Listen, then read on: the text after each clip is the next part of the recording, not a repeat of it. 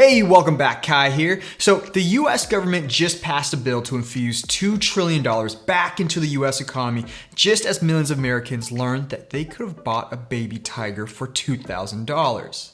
Now, amidst a nationwide lack of a better word, shutdown or social distancing, there are so many opportunities that will be coming up in the next 6 to 12 months for folks like you and I to invest in, especially with the new stimulus measures for taxpayers, small businesses, and the gig economy, which includes Airbnb, Lyft, DoorDash, all that good stuff. Let's talk about how to time the crashing of the market and when to invest, especially with the government trying so hard to stop the next recession. Slap hands, bump fists, let's roll. So first off, let's talk about how much $1 trillion is, just to put in perspective the magnitude of what's happening right now in the US economy. This right here is a $100 bill. And if we filled up my entire studio with pallets, we would get roughly $1 billion. That's a lot of space and a lot of cash. Now you'd think $1 trillion would be a couple, perhaps even several rooms full of cash, just like this. You'd be wrong. $1 trillion would be pallets of cash the height of this room and cover something the size of a soccer field. Now, times that by 2. That's the amount of cash the government is pumping into the economy in hopes of keeping this recession at bay, or in the least to reduce it, which we will talk more about here in a little bit. So before we get into the timing of the market, we need to understand a little bit more from where this cash comes from so we can better understand how to predict, or at least get a better understanding of what the market is doing to respond to it. So where does the US government get all that cash? It's pretty simple, the same way that we have always done it. We borrow it. This time it's in the form of treasury bonds for less than 1%, which is actually a killer deal for the US government. If you have a retirement account, you probably own some treasury bonds, but there's not enough retirement accounts out there to buy up $2 trillion in bonds. So instead, the government will rely on investors, other countries, and most importantly, our very own Federal Reserve, who will buy up hundreds of billions of dollars in bonds to give us the total of $2 trillion for the stimulus package. Many of you are probably asking, how in the world does our own Federal Reserve have that amount of cash to put into the economy? It's pretty simple. It prints it. Figuratively, of course, it's all electronic these days. There's no need to actually print real money. So what's the point of all this, and why am I blabbing on about the Federal Reserve and the $2 trillion? And you want me to jump to the point of when and how to invest in this crash? I will get into that, but I promise you what I'm about to tell you is very important so we can understand the context and make educated assumptions and be ready to pivot based on real life situations. But if you're super eager and impatient, I don't blame you. I'll put a timestamp here on the screen so you can jump straight to that point in the video, but I highly encourage you to keep watching so you have a better understanding of what's really happening behind the scenes. Oh yeah, and slap that like button and help me get this video out to more folks. Appreciate it. All right, so that $2 trillion sounds like a good thing, right? Not necessarily. We've watched several countries over time, even in very recent histories, destroy their economy with inflation by printing too much money. Now, inflation is something that will pretty much always occur. Here in the States, a normal inflation rate is between 2 to 3% each year, which means that things just generally get more expensive by 2 to 3%. That's why your grandparents tell you that they used to be able to buy a Hershey's candy bar for like 10 cents when they were younger, and nowadays it's like $1.50 at the grocery store for the same bar. That inflation is just over 60 or 70 years. Now, think if that same chocolate bar cost you $6 in a few months. Now that's called runaway inflation, which has happened several times in different countries' histories. Now, inflation occurs when there's too much money in an economy and people rush out to buy stuff, cars, watches, toilet paper, causing prices to skyrocket. We've seen this happen with real estate the past several years in our own economy or our own country. But over the past century, we've seen other countries' currencies run amok, and hyperinflation is so out of control that loaves of bread and basic necessities were purchased with literal wheelbarrows of cash. It's a very real factor and is something that could happen to an economy, especially when $2 trillion is shoved into it. Now, with that all said, I personally don't think we'll go that route that we saw in Argentina or Greece when they had hyperinflation. But it is a dangerous dance that the government is playing, and the possibility is that we could very well see high inflation rates in the upcoming years. Okay, so we can all agree that high inflation is bad, especially hyperinflation, which is just crazy high inflation. Now, at the time of this video, we are all seeing historical rates of unemployment. Every week it seems like the number is growing by millions, and the unemployment departments of each state are constantly strained by the amount of applications for unemployment help. I think at the time of this video, it's somewhere between 8 and 10 million unemployed people, but that number keeps changing. Now, here's the problem that gets us in a deeper crash. High unemployment and high inflation leads to a perfect storm of something called stagflation. It's pretty much guarantees a depressed economy where the government and Federal Reserve cannot buy or print their way out of. Okay, now keep that in mind and we'll revisit that in a second, and this will make so much more sense in a little bit here.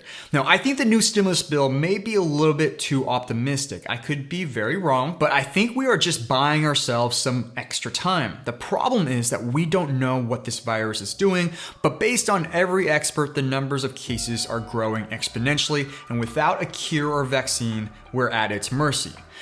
And being at this pandemic's mercy means people are not working, businesses are not generating profit, but expenses and liabilities are continually adding up. Now, this is an avalanche that we cannot avoid. Just think back to 2008, 2009 with the mortgage crisis. It just piles up to a point and it tips. Thus, a deeper crash. Now, I see two bigger dips happening this summer, one in July and another this fall in October. And then by January, we will be in a full-blown recession.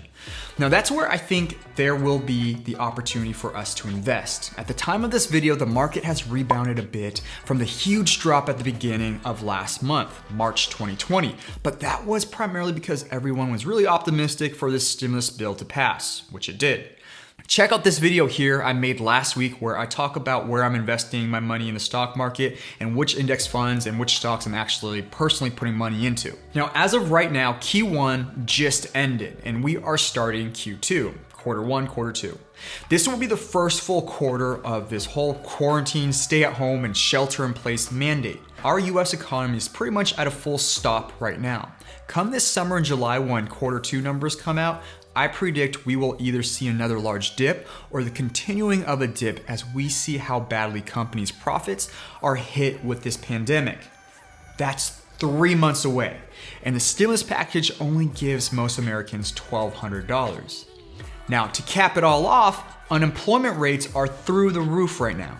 You can start to see where I'm going with all of this.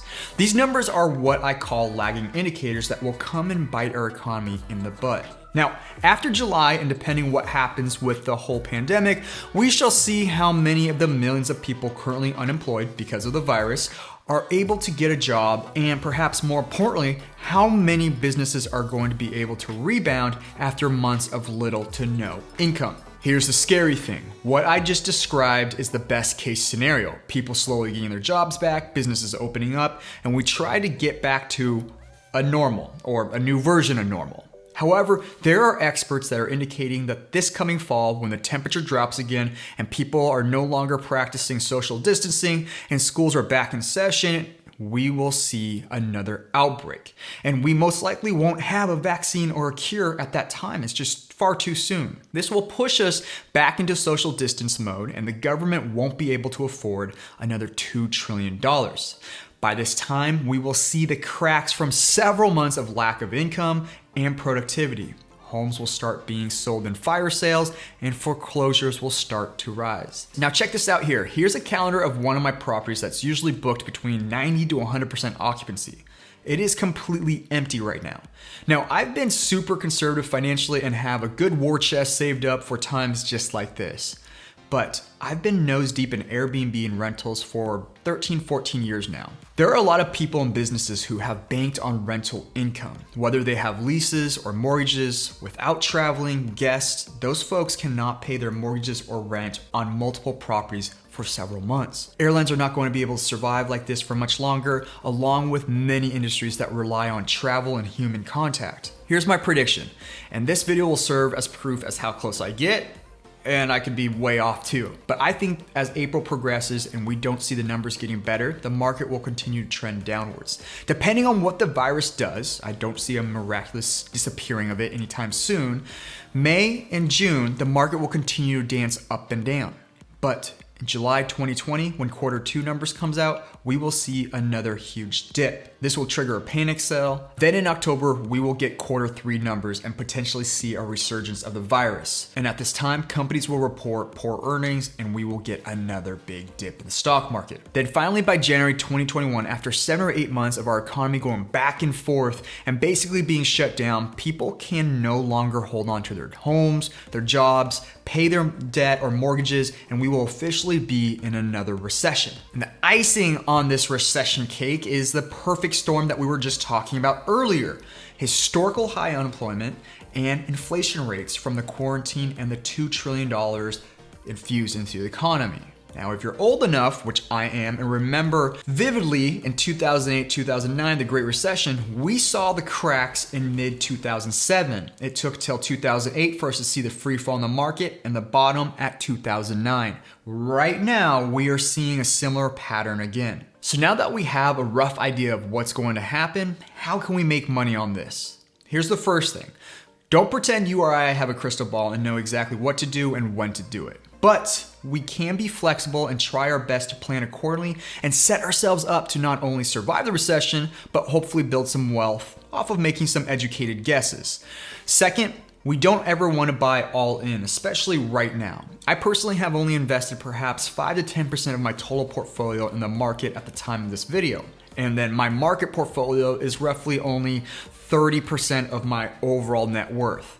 At each large dip, I'll invest more and more, buying my way down. The important thing is to understand how much money you can afford to invest and at what points in time you invest.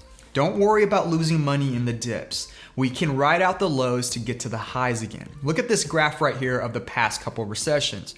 Whether you bought here or here, you made a ton of money right here. The problem is we don't have any idea where the bottom is, so it's better to keep buying on the way down to reduce your cost basis.